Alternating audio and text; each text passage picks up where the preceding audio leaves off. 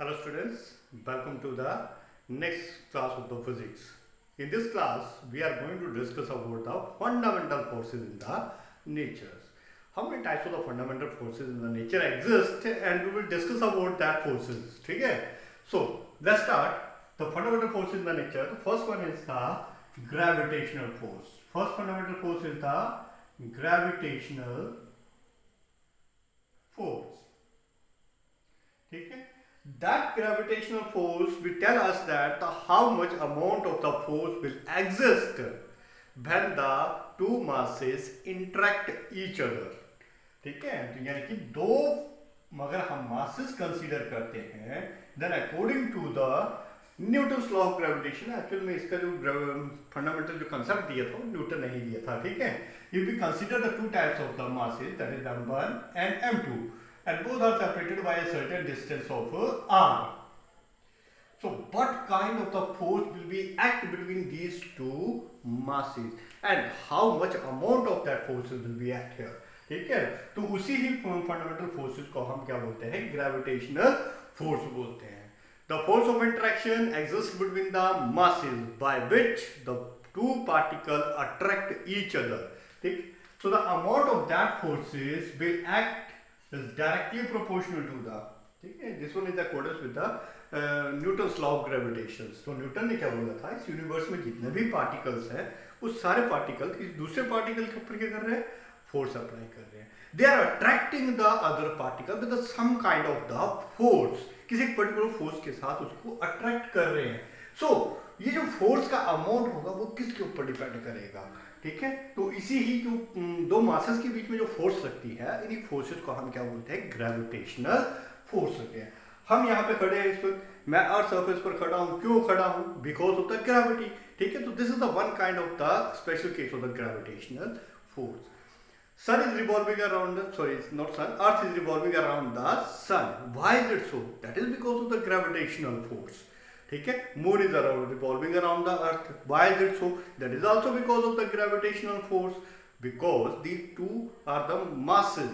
ठीक है, अर्थ और मून को हम एक मास की तरह कंसीडर कर सकते हैं. तो उन दोनों के बीच में एक इंटरेक्शन हो रही है, they are attracting each other. तो उसी ही अट्रैक्शन की वजह से क्या होता है, मून जो है हमारे अर्थ की ग्रेविटेशन फोर्स में ट्रैप हो रहा है. तो उसी की वजह से क्या हो रहा है, वो उसके अराउंड में रिवॉल्व हो रहा है. In the similar manner the earth is revolving around the sun. ठीक है, तो बोलते हैं ये जो फोर्स होगी on what factor, that force will depend. तो ये जो फोर्स होती है ये दो तरह के फैक्टर्स के ऊपर डिपेंड करती है. First one is the product of there masses.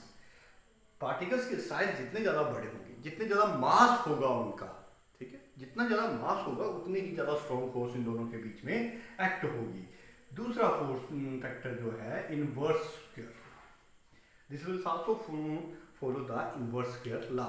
अगर दो पार्टिकल्स है, दो पार्टिकल्स के बीच की डिस्टेंस कम है, ठीक है, तो उनके बीच में फोर्स स्ट्रॉन्ग होगी. जैसे जैसे मैं इन दोनों को दूर लेते जाऊंगा, डिस्टेंस बढ़ती जा रही है, सेपरेशन बढ़ रही है. सेपरेशन बढ़ने के साथ साथ ही फोर्स का अमाउंट जो है वो डिक्रीज करता चला जाता है. ठीक है, on joining these two equations we get that m1 m2 upon r square, and removing this proportionality sign, the constant has to be applied. That constant is capital G, where capital G is the gravitational constant. What does it call?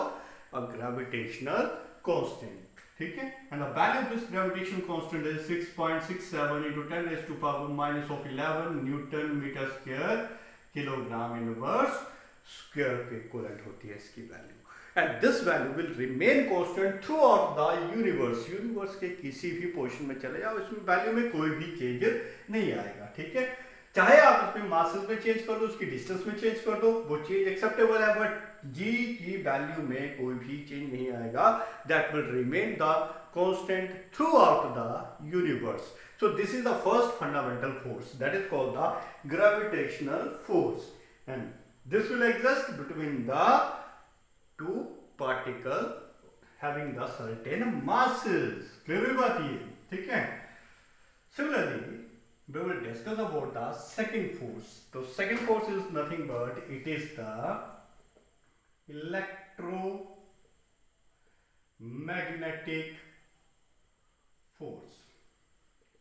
ठीक है, We have studied about in the lower classes that the two kind of the charged particles, either it is the positive, they will repel each other. In the similar manner, a negative, they will also repel each other. But if positive and negative, they will attract each other. ठीक है, ये क्या कर रहे हैं? Repel करेंगे, ये भी repel करेंगे. But these two particles will attract each other. So the force of interaction between these charged particles is called as the electromagnetic forces. इन दोनों चार्ज पार्टिकल्स के बीच में जो इंटरेक्शंस होती हैं, इन्हीं फोर्सेस को हम क्या बोलते हैं? Electromagnetic forces. So electromagnetic forces causes only because of the when the charge is in the motion, because the accelerating charge particle, कोई भी चार्ज पार्टिकल एक्सेलरेट कर रहा है, it will produces, क्या करता है? Produces the magnetic field. तो इन्हीं के ही कंपोजिट इफेक्ट को हम क्या बोलते हैं? Electromagnetic force. Is that clear? Now in mathematical problem will comes out to be, जब हम इसकी मैथमेटिकली इक्वेशंस को सॉल्व करते हैं तो we will consider the two charge particle and the similar manner to that of the previous one. जैसे हमने gravitation के केसेस में माना, उसी तरह से हम यहाँ पे भी दो पार्टिकल कंसीडर करते हैं. One having the charge q1, another one having the charge q2, where q1 q2 are called the charges. amount of the charges, कितने चार्जेस के पास एग्जिस्ट कर रहे हैं. ठीक है, the separation between these two will also be termed as r. Is that clear? Suppose that these two charge particles are positive one, so obviously they will repel each other. ठीक है, तो how much amount of the force will exist between these two? तो भाई इन दोनों के बीच में कितनी force of interaction हो रही है कि उसी को रिपेल कर रहे हैं. ठीक है, तो इन दोनों के बीच में जो फोर्स एग्जिस्ट कर रही है, उसी फोर्स को हम क्या बोलते हैं? Electromagnetic force. तो इसके लिए हम डिटेल में स्टडी करेंगे when we have to the higher classes, जब हम हायर क्लासेस में पहुंचेंगे. ठीक है, so let's see the amount of the force will depends upon the product of their charges. जैसे ग्रेविटेशन के केस में क्या हो रहा था? मासेस के प्रोडक्ट के ऊपर ये डिपेंड कर रहा था. इन the similar manner it will depends upon the product of their charges. भाई चार्जेस का अमाउंट कितना है? either it is the 1 coulomb, 2 coulomb, 3 coulomb. ठीक है, तो इनके ऊपर ये डिपेंड करेगा. Secondly it will depends upon the square of their distances. जैसा कि ग्रेविटेशन की कर रहा था भाई, जैसे जैसे दो चार्जेस के बीच की सेपरेशन बढ़ाते चलोगे, इंटरेक्शन विल बिकम वीक, कम होती चली जाएगी वो. ठीक है, on joining these two equations we get that q1 q2 upon r square, and on removing this proportionality sign, what we get? A constant has to be there. The constant is represented by k, where k is equivalent to what? A constant values के equivalent होता है. कितनी value होती है? 1/4 pi epsilon naught, and having a numeric value 9 into 10 raised to power 9 के equivalent होता है ये. ठीक है, newton metre square coulomb inverse square. तो ये वैल्यू आती है हमारे पास इलेक्ट्रोमैग्नेटिक फोर्सेस के केस में. Is that clear? ठीक है, तो ये सारे के सारे किस में आ गई? इलेक्ट्रोमैग्नेटिक फोर्सेस के बारे में आ गई. तो ये चार्जेस के बीच में जो कोई फोर्सेस एक्ट कर रहे हैं, उन्हीं को हम क्या बोलते हैं? इलेक्ट्रोमैग्नेटिक फोर्सेस बोला जाता है. Now see next, the force exist in the nature, that is the nuclear force. The one of the most important and most strong ever discovered the force, nuclear force. Which one is the nuclear force? The force which binds the nucleons together. ये भी have studied about the atom. Atom के बारे में हम लोगों ने पढ़ा हुआ है. ठीक है, a central core will represent the nucleus, where the existence of the positive charges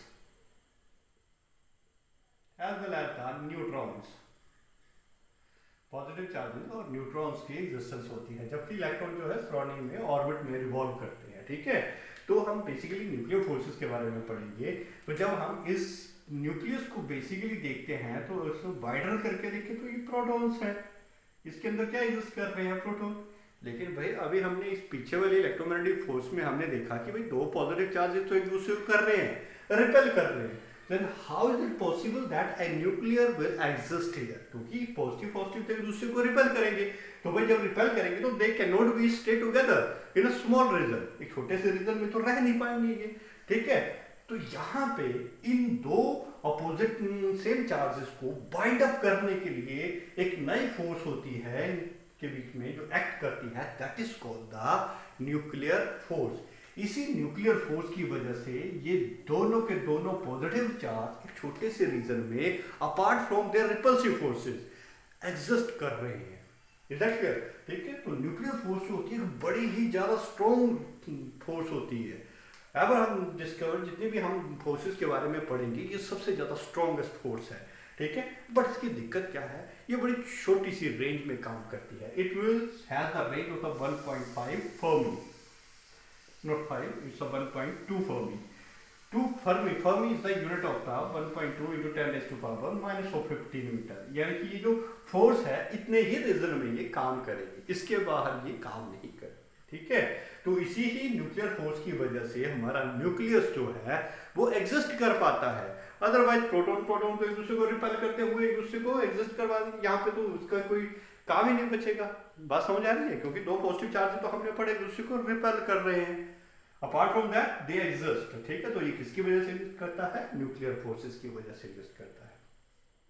this is the short range force as well as the strongest force ever in the nature. We have discovered whatever be the forces, जितने भी हमने forces को देखा है अभी तक, उन सभी में सबसे ज्यादा स्ट्रॉन्गेस्ट फोर्स जो है न्यूक्लियर फोर्स ही है। ये बात क्लियर होगी सारी? ठीक है, thereafter comes to the next force is the weak nuclear force। Nuclear force. अब यहाँ पे हमने वीक वर्ड का वर्ड यूज किया है, तो इसका मतलब ये नहीं है कि ये सबसे ज्यादा वीकेस्ट फोर्स है, नहीं, ऐसा नहीं है। सबसे वीकेस्ट फोर्स जो हमारे पास यहाँ पे ग्रेविटेशनल फोर्स है। ये जो फोर्स एग्जिस्ट करती है ये एलिमेंट्री पार्टिकल्स के बीच में एग्जिस्ट करती है।